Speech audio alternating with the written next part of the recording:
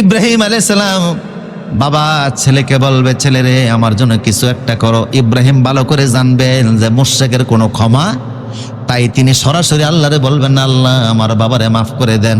তিনি বলবেন, আল্লাহ আমারে লজ্জিত করবেন না। তার মানে ইব্রাহিম ইনডাইরেক্ট আল্লাহরে বুঝাইতে আছে যে আল্লাহ আমার বাবার হাতে হ্যান্ডকাপ আর আমি আছি রাজকীয় আসনে, তাহলে আমি তো লজ্জিত হচ্ছি। তার মানে হলো আমারে যদি লজ্জা থেকে বাঁচাইতে হয় বাবারে জান্নাত দেওয়া লাগে। কথা বুঝতেছেন কিনা? কি খাড়াইছে? হিকমত খাড়াইছে। আমারে যদি শরম থেকে লজ্জা থেকে বাঁচাইতে হয় তাহলে বাবার কি দেওয়া লাগে?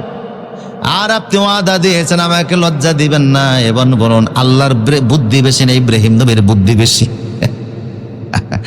আল্লাহ বলবেন, ইব্রাহিম তোমারে লজ্জা দিব না, আবার মুশরিককেও তো জান্নাত দিব না। নিচের দিকে তাকাও, অনজুর ইলা কাদামিক, পায়ের তলার দিকে তাকাও। ইব্রাহিম তাকিয়ে দেখবে বাবা নাই, একটা শূকর দাঁড়িয়ে আছে।